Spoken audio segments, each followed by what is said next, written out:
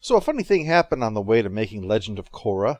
Nickelodeon decided they want a lot more than just the one season, which left a complicated situation.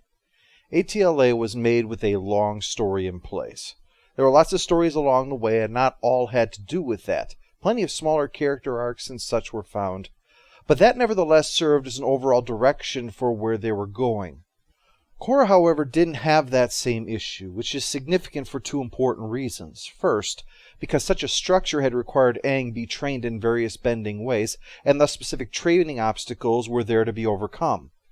But we pick up Korra already knowing 3 of the 4 elements, so that was unable to last beyond the first season.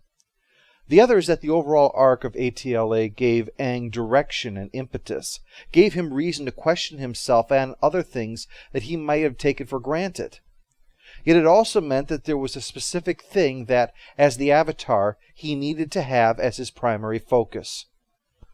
Korra lacks that, which results in 2 situations. First, Korra, despite her strong desire to do something, is unable to be proactive. She doesn't have a specific goal to achieve, and thus must devise ways in order to reach it. It's the role of the antagonist to have plans, and thus give Korra something to do to stop them. The other situation, related to the first, and seems largely unaddressed, at least so far, that the show doesn't seem to know what to do with Korra long term. So that brings us to Season 2, Spirits. Our excited newsman/narrator informs us that in the 6 months since the end of Season 1, the council that ruled Republic City has now been replaced with an elected president, and Bumi, Tenzin's brother, retired from being a badass military commander. But far from Republic City, danger lurks, because danger is good at that. In the waters of the Southern Water Tribe, where 2 fishermen seem to be having a rough time, things are bad. They never have to worry about Kraken attacks on the world's deadliest catch. But whole fishing ships being dragged to the icy depths by unfathomable monsters isn't the only tragedy. It seems both Mako and Korra have quit the Fire Ferrets, leaving poor Bolin to be humiliated in defeat after defeat. Mako instead has a new job.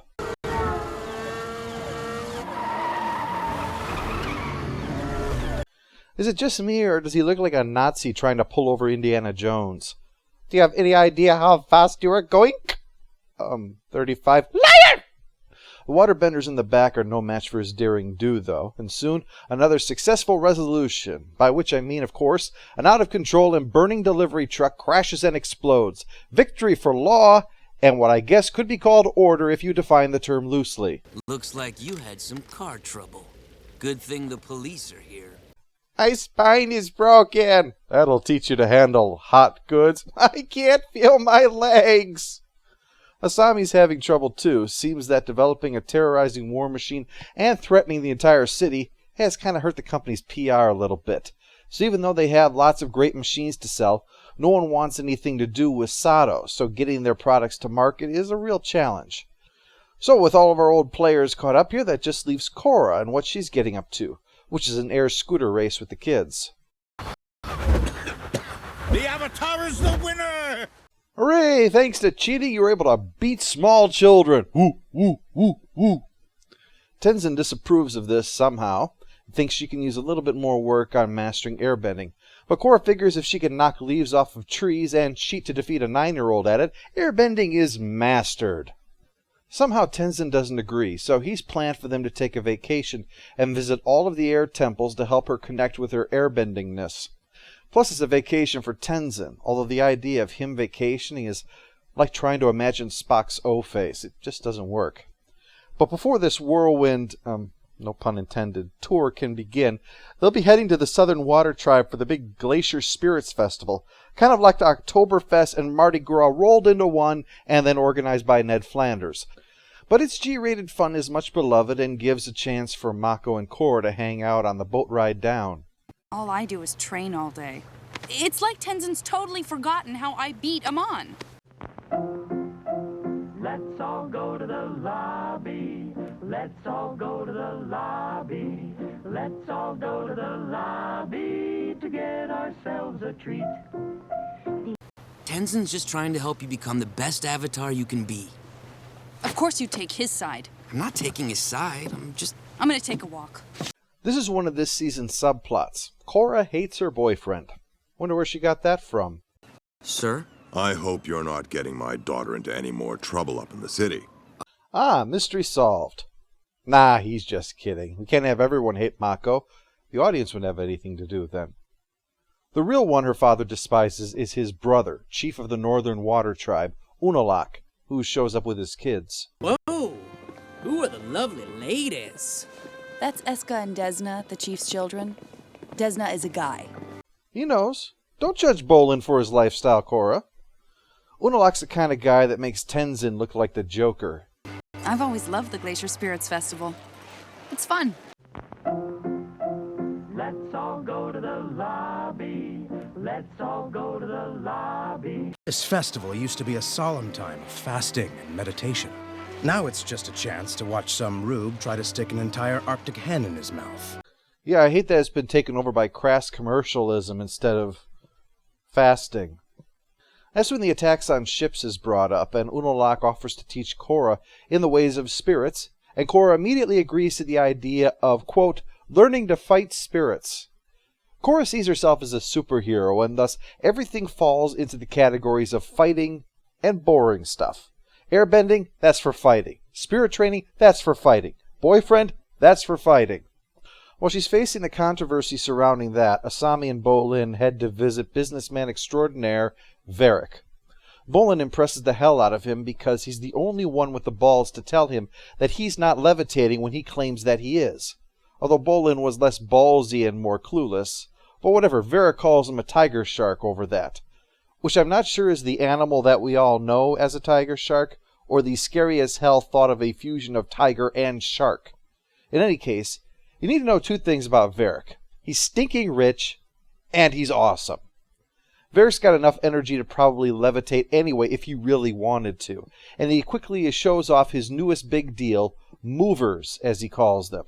Images that you can project that have full motion to them, like this running critter. Though personally, I think I'm going to wait for the Blu-ray. So with his fleet to ship Asami's products, the day is saved for future industries, but things are crumbling around Korra. It turns out that Tenzin and her father were the ones who wanted the White Lotus to keep her secluded in the south, and not Aang's orders.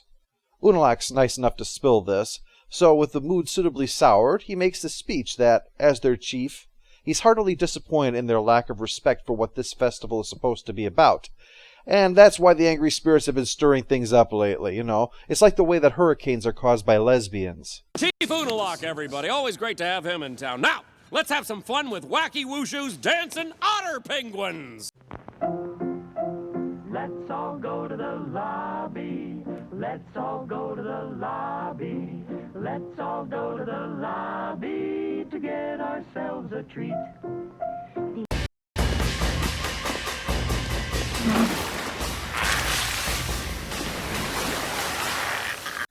These otter penguins sure are stringy. Bolin starts making the moves on Eska, who, despite her half-Borg, half-creepy ghost girl from the Shining manner, decides they will be a couple.